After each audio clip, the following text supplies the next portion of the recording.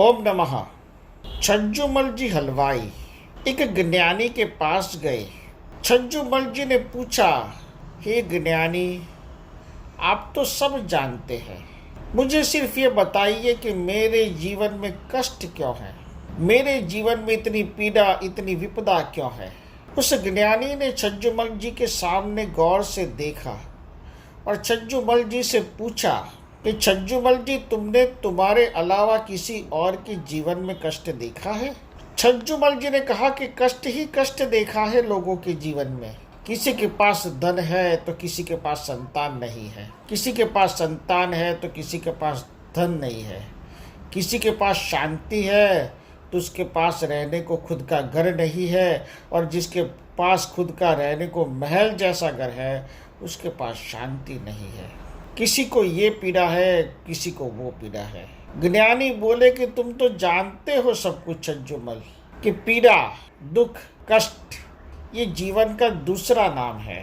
ये पीड़ा ही तो है, ये दर्द ही तो है, ये कष्ट ही तो है जो तुम्हें मेरे पास अपने घर से इतनी दूर तक ले आए।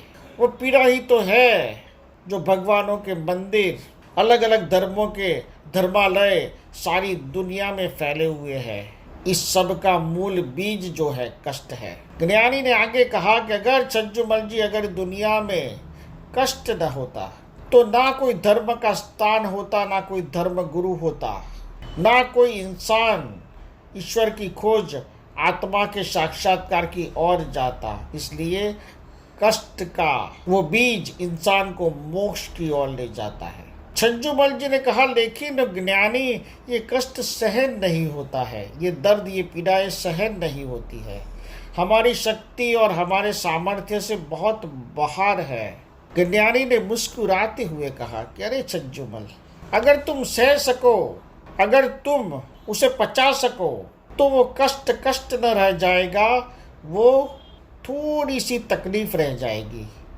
और थोड़ी सी तकलीफ दुनिया के किसी भी इंसान को भयभीत, चिंतित और दर्द में डुबा नहीं सकती। ये कष्ट ही तो है जो इंसान को संसार से विरक्त करता है। ये कष्ट ही तो है जो ईश्वर से के साथ इंसान की औरा को, उसकी श्रद्धा को जोड़ता है। ये कष्ट और ये दर्द ही तो है जो इंसान की आत्मा को झंझोड़ते हैं और इस नश्वर शरीर के बारे में ज्ञान देते हैं। अगर कष्ट न होगा तो ये जीवन जीने का कोई मकसद नहीं रह जाएगा। तुम्हें ईश्वर ने कष्ट इसलिए दिया है, कुदरत ने तुम्हें कष्ट इसलिए दिया है कि तुम उस कष्ट को मिटाने के लिए दौड़ते रहो, चलते रहो, जीते रहो। छज्जूमल जी, ये क्या बात हुई? अगर दो पल चैन के अगर इंसान को न मिले इस धरती पर, तो इस धरती पर पैदा होने का रहस्य क्या है? ज्ञानी जोर जोर से हंसने लगे। ज्ञानी ने पूछा, छज्जूमल जी, आपकी उम्र क्या हुई? छज्जूमल जी ने कहा कि मुझे 50 साल हो गए इस धरती पर आए। छज्जूमल जी, आप कहते हैं आपके जीवन में परेशानी है, ठीक? छज्जूमल जी ने कहा, ठीक, बराबर है। ज्ञानी ने फिर पूछा, सोच लीजिए, समझ लीजिए, आपने अभी पहले कहा कि अगर इतना कष्ट हो, इतना दर्द हो, इतनी तकलीफ हो, इतनी परेशानी हो तो फिर इस धरती पर आने का मतलब क्या? मैं आपसे एक सवाल पूछता हूँ, इस सवाल का आप सही सही जवाब दीजिएगा। छज्जूमल जी ने कहा, ज्ञानी जी, मैं आपके चरणों में बैठा हूँ, सत्य के सिवा मेरी जबान से कुछ भी न निकलेगा। ज्ञानी जी ने पूछा कि छज्जूमल जी, और कितना जीना चाहते हो, सच बताना। छज्जूमल जी थोड़े फंस गए, और ये बात आप जब सुन रहे होंगे तो आप भी फंस गए होंगे, क्योंकि आप छज्जूमल जी का जवाब जानते हैं और आप अपने मन को जो जवाब दे रहे हैं वो जवाब भी आप जानते हैं। छज्जूमल जी ने कहा, हे ज्ञानी जी, मैं और 50 साल तक जीना चाहता हूँ। ये बात मैंने अपनी पत्नी को भी नहीं बताई, मैंने सिर्फ ये बात आपको बताई है। और रोज़ मंदिर में जाता हूँ और भगवान को बताता हूँ कि ईश्वर, मैं अच्छे कार्य कर सकूँ, अपने परिवार को संभाल सकूँ, समाज में कुछ अच्छे काम करके जाऊँ, अपनी प्रतिष्ठा करके जाऊँ, लोगों के लिए मिसाल बन के जाऊँ, इसलिए मुझे आयुष्य देना। ज्ञानी जी हंसने लगे जोर से फिर से ज्ञानी जी ने कहा, अरे छज्जूमल, अभी तो कह रहे हो कि अगर इस दुनिया में कष्ट है, पीड़ा है, तो फिर इस दुनिया में आने का मतलब क्या? और अभी और 50 साल जीना चाहते हो? वही जीवन जीना चाहते हो जो कष्टों से भरा है? वही जीवन जीना चाहते हो जो पीड़ाओं से भरा हुआ है? वो जीवन जीना चाहते हो कि जहाँ दर्द दर्द और दर्द के अलावा कुछ नहीं है? छज्जूमल जी ने कहा, यही तो रहस्य है भगवान, कि इतना दर्द है, इतना कष्ट है। 50 साल की उम्र में मेरे हाथ पैर दुखते हैं, चलता हूँ तो सांस फूल जाती है, नींद नहीं आती, खाना बराबर नहीं पचता, फिर भी जीना है। मुझे पता नहीं ये कौन से मोह के धागे हैं जो कुदरत ने हम इंसानों के अंदर डाले हैं। ज्ञानी जी ने कहा कि तुम्हें कष्ट कष्ट इसलिए लगता है छज्जूमल जी कि तुम उसे कष्ट समझते हो। अगर तुम उस कष्ट को ईश्वर तक पहुंचने का रास्ता समझ लोगे तो यद्यपि ये कष्ट तुम्हारे लिए कष्ट न रहेगा। यद्यपि तुम अपने जीवन में कष्ट को एक्सेप्ट कर लोगे, तुम इसे स्वीकृति दे दोगे कि ये जीवन में मेरे साथ चलेगा, जैसे मेरी पत्नी मेरे साथ चल रही है, मेरा बच्चा मेरे साथ चल रहा है, उसी तरह से तुम कष्ट को भी ये समझ कर चलाओगे कि कष्ट भी मेरे साथ चल रहा है, ये भी मेरा साथी है, ये मेरा बंधु है, तो कष्ट कष्ट न रहेगा। कुदरत ने तुम्हारे अंदर जो स्वीकृति देने की जो भावना रखी है, आप सब वक्त बराबर सुनिएगा, कुदरत ने तुम्हारे अंदर जो स्वीकृति देने की भावना रखी है कि भाई कष्ट हो या आनंद हो, इसे एक्सेप्ट कर लो। हम आनंद को तो छज्जूमल जी एक्सेप्ट कर लेते हैं, लेकिन कष्ट को हम एक्सेप्ट नहीं करते, उससे हमारा दुश्मन समझते हैं, उससे हमारी लड़ाई चलती है और इसीलिए कष्ट कष्ट लगता है, दुश्मन लगता है।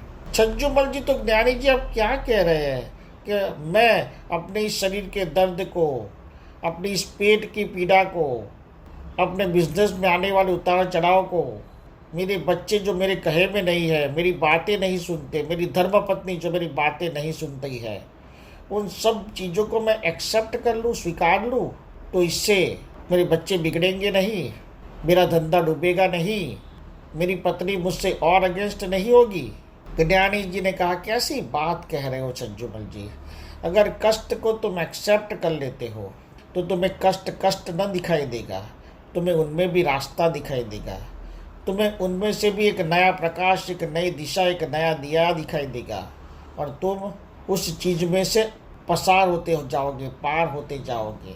ना बेटों का दर्द रहेगा, ना पत्नी की पीड़ा रहेगी, क्योंकि तुमने उस पीड़ा, उस दर्द, उस कष्ट को एक्सेप्ट कर लिया है कि भाई मेरी पत्नी कर्कशा है, मेरी पत्नी झगड़ालू है, मेरी पत्नी मेरे परिवार के अन्य लोगों के साथ संबंध नहीं रखती है, मेरी पत्नी स्वार्थी है। छज्जूमल जी, अगर तुमने ऐसा एक्सेप्ट कर लिया तो तुम्हें उस जीव से, यानी अपनी पत्नी से, कोई भी कष्ट तुम्हारे दिल और दिमाग पर नहीं रहेगा।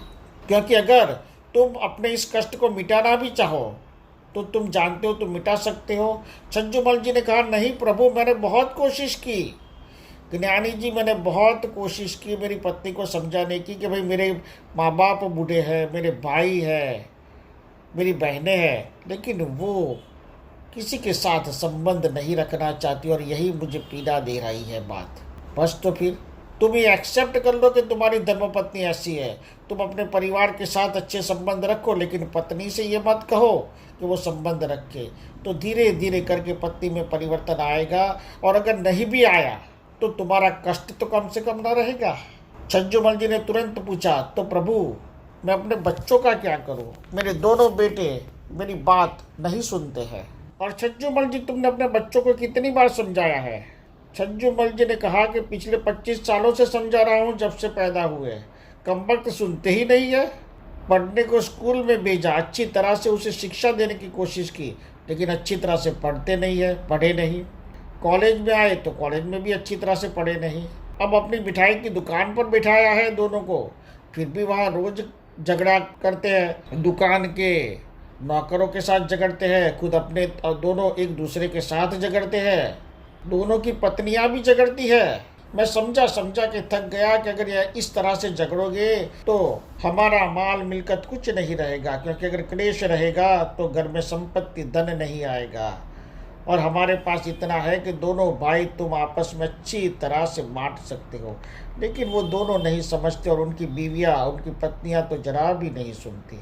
ज्ञानी जी ने फिर कहा कि देखो चंचुमल, 25 साल से तुम जिसे समझा रहे हो वो कष्ट तुम्हारा, दोनों बेटे तुम्हारी बात सुनते नहीं है और फिर भी तुम समझाते रहते हो। तो क्या करूं ज्ञानी जी मैं? समझाना छोड़ दो, दोनों को कहना और टोकना छोड़ दो। तुमसे जितना हो सके उतना तुम करो। बाकी अगर ये बात याद रखो कि सूत सपूत तो क्यों धन संचय और सूत कपूत तो क्यों धन संचय। सज्जुबल जी के मैं समझा नहीं ज्ञानी जी।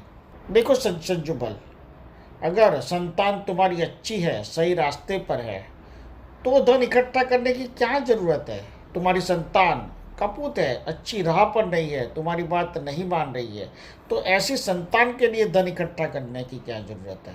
तुम उसे कष्ट समझने की बजाय ये समझो कि ईश्वर का वो वरदान है कि जो तुम्हें ईश्वर ने ऐसा दिया है जिसे तुम इतने सालों की मेहनत के बाद इतनी बार अपनी पत्नी, अपने बेटों को, बेटों की पत्नियों को समझाने के बावजूद भी वो तुम्हारी बात नहीं सुन रहे हैं। यही संकेत है कुदरत का कि इसे कष्ट समझने की बजाय इसमें तुम अपनी मुक्ति का मार्ग ढूंढो। संजुमल जी, लेकिन इससे मेरा घर संसार परिवार बिखर नहीं जाएगा। ज्ञानी जी ने हंसकर कहा कि तुम कौन सा अमृतत्व लेकर आए हो छज्जुमल जी? आज हो कल नहीं रहोगे। तब तुम्हारे बेटे क्या करेंगे? तब तुम्हारी बहुएं क्या करेंगी? तुम्हारे पिताजी छज्जुमल जी अभी जिंदा है? छज्जुमल जी ने कहा कि पिताजी जिंदा तो है, लेकिन मैं उनसे बहुत कम मिलने जा सकता हूँ क्योंकि मेरी धर्म पत्नी उनसे संबंध नहीं रखती। अब तुम देखो, उन्होंने तुम्हें बड़ा किया, फिर भी आज तुम एक अच्छे बेटे होने के बावजूद भी उनको देखने नहीं जा सकते हो, उनकी देखभाल नहीं कर सकते हो। तो तुम आज अपने बच्चों की देखभाल कर रहे हो, कल तुम बूढ़े होंगे, वो तुम्हें अलग कर देंगे, तब तुम तुम्हारे बच्चों की देखभाल कहाँ कर पाओगे? और अगर ईश्वर ने किया और तुम इस धरती पर ही नहीं रहे, तो फिर तुम अपने बच्चों की देखभाल के लिए कहाँ आओगे? उपदेश से कोई समझता नहीं है छज्जुमल, अनुभव से समझता है। आप क्या कह रहे हो प्रभु? दुनिया तो सारी उपदेश पे चलती है। अगर दुनिया उपदेश पर चलती तो दुनिया उपदेश सुनने के बाद उस उपदेश का अपने जीवन में अनुसरण करती। तुमने किसी को उपदेश का अनुसरण करते हुए देखा है? छज्जुमल जी हंसने लगे कि नहीं, किसी संत का उपदेश सुनते हैं, बाहर आते हैं, फिर अपनी ज़िंदगी में, अपने रूटीन में जुड़ जाते हैं और भूल जाते हैं। बस यही सत्य है। ज्ञानी जी ने कहा सत्य ये है कि ऊपर वाले ने इस पृथ्वी पर लोगों को भेजा है अपनी ज़िंदगी को जीने के लिए, और जो नसीब में लिखा है वो कार्य करने के लिए। तुम अपने नसीब को कष्ट समझोगे, तुम्हारे जीवन में आने वाले प्रश्नों को पीड़ा समझोगे, दर्द समझोगे, तो ये प्रश्न, ये दर्द, ये पीड़ा 200 साल तक अगर तुम जिंदा रहे तो भी कम ना होगा, बढ़ता जाएगा, बढ़ता जाएगा। और सबसे विपरीत बात यह है कि इतना कष्ट, इतनी दुख, इतनी पीड़ा होने के बाद भी इंसान 100 साल तक जीना चाहता है और उस जीने के लिए वो इतनी कोशिशें करता है और फिर भी वो जी नहीं पाता है, क्योंकि कुदरत तुम्हें इस धरती पर तुम्हारे कार्य को खत्म होने तक ही जिंदा रखेगा, फिर एक नए जन्म की ओर तुम्हें छज्जुमल जी ले जाएगा। इसलिए आज से कष्ट को कष्ट न समझो, कष्ट को मुक्ति का द्वार समझो, कष्ट को मोक्ष का द्वार समझो, कष्ट को ईश्वर के साथ तुम्हारा लगाव, तुम्हारा जुड़ने का रास्ता समझो। तब तुम कष्ट को एक्सेप्ट कर पाओगे, स्वीकृत कर पाओगे। छज्जुमल जी ने ज्ञानी को नमन किया और कहा कि आज मैं इतनी बात ज्ञानी जी समझ गया हूँ और अपने जीवन में उतारने की कोशिश करूँगा कि कष्ट को कष्ट न समझकर मुक्ति का मार्ग समझूंगा। आप भी जो लोग ये बात मेरी सुन रहे हैं, बहुत प्रवचनें सुन ली, बहुत बातें सुन ली, अब कष्ट को कष्ट न समझकर मुक्ति का मार्ग समझना है और कष्ट को एक्सेप्ट कर लेना है। और उसके लिए मैं आपको मंत्र शक्तिपात दे रहा हूँ, जो दिन में एक बार अवश्य सुने और खासकर रोज एक एक्सरसाइज करें कि कष्ट को कष्ट न समझकर इसे मुक्ति का मार्ग समझे और कष्ट के साथ अपनी मित्रता बनाए। मंत्र शक्तिपात श्रवण करें। ओम दम्यम दम्यम नमो नमः। ओम दम्यम दम्यम नमो नमः। ओम द्रुम्बाम दम्यम नमो नमः। ओम द्रुम्बाम दम्यम नमो नमः। ओम दम्यम दम्यम नमो नमः। ओम दम्यम दम्यम नमो नमः। ओम द्रुम्बाम दम्यम नमो नमः। ओम द्रुम्बाम दम्यम नमो नमः। ओम दम्यम दम्यम नमो नमः। ओम दम्यम दम्यम नमो नमः। ओम राभम दम्यम नमो नमः। ओम राभम दम्यम नमो नमः। ओम ध्रुवम दम्यम नमो नमः। ओम ध्रुवम दम्यम नमो नमः। ओम वादम दम्मम नमो नमः। ओम वादम दम्मम नमो नमः। ओम ध्रुवम दम्मम नमो नमः। ओम ध्रुवम दम्मम नमो नमः। ओम नमः। इस मंत्र शक्तिपात को रोजाना एक बार सुने और ये संकल्प करें कि आज से हम कष्ट को कष्ट नहीं समझेंगे, मुक्ति का द्वार समझेंगे और कष्ट के साथ मित्रता बनाएंगे। ओमकार का दिव्य चैतन्य और आशीर्वाद आप पर बना रहे, ऐसा मेरा आशीर्वाद है। ओम नमः, ओम नमः, ओम नमः। सद्गुरु ओम ऋषि प्रीतेश भाई यूट्यूब चैनल पे सब्सक्राइब कीजिए, बेल आइकॉन दबाएं और आने वाले लेटेस्ट वीडियो आप देख सकते हो।